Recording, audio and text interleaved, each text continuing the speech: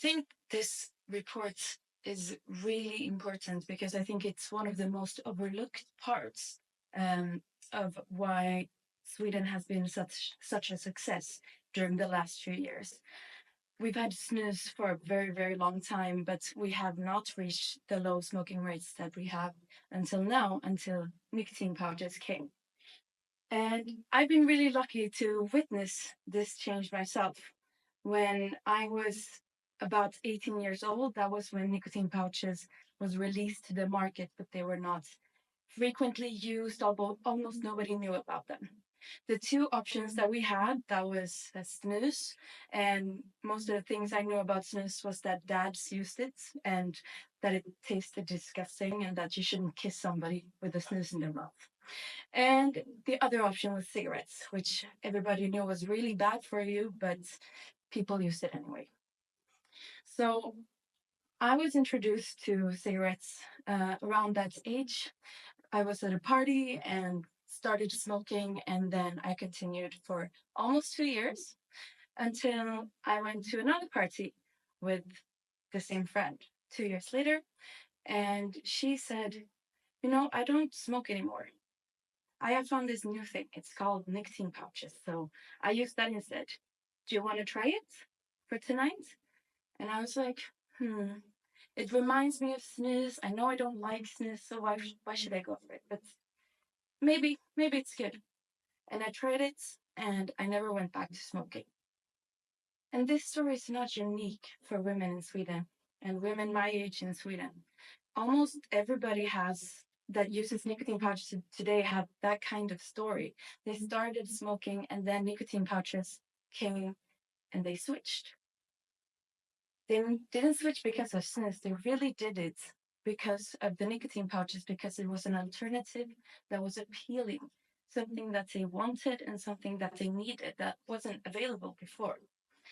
And since then, the smoking rates have been decreasing, as we can see in the statistics from the public health agency in Sweden, which is really, really tells a very, very interesting story. I think a lot about that. So I think a lot about how lucky I am to be born in Sweden, because as a woman, I was given an alternative that I could choose. Usually, when somebody picks up a cigarette, that leads them into a lifelong battle between their need for nicotine and their want to protect their health and protect their health for their families, as it did for my mother and as it did for my brother. But since I am born in Sweden in a time where a good alternative is available, that will not be my destiny. And I think about that when I meet friends from Europe, from countries where it is actually banned. I have a lot of French female friends in my age, and a lot of them, they do smoke. And I think, wow, if nothing changes, if France continues to go down the road of banning nicotine pouches, what will that mean for me and them 40 years down the line? What will that have meant for my health versus their health? And I'm like, yes, I am really lucky. And that's also why I think this fight is so important to do, not only for Sweden, but for women all over the world as well. They need to be given options too. They need to be able to protect their health too. So, Carissa, thank you very much. So, as you'll see from the report, Yes. the survey shows that snus is actually a less effective tool in terms of harm reduction for women, and pouches are a much more effective quick method. Yeah. And they allow more smokers to transition from cigarettes to all nicotine pouches. In your own words, and as a leader of a leading all nicotine pouch organisation, why do you feel snus is ineffective for women? The reason why snus is ineffective for women, I think, is what's also been really captured within this report.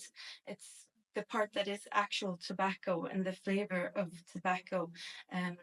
It also gives this really weird breath, which is why we have this thing like don't kiss somebody with a snus in their mouth. It tastes bad.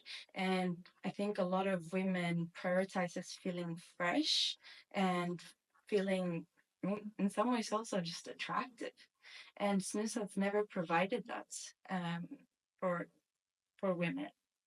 And so I think that's why nicotine pouches have had such a good success rate in decreasing smoking, because people can get something that they enjoy, that makes them feel in control, that makes them feel like they're taking care of themselves, and that there are flavors that they actually like as well. To also feel like I'm not going around with a bad breath all the time. Another question, Carissa. Why do you think did Swedish females not adopt uh, normal Swedish snus or tobacco snus, as you call it, brown snus, Yeah.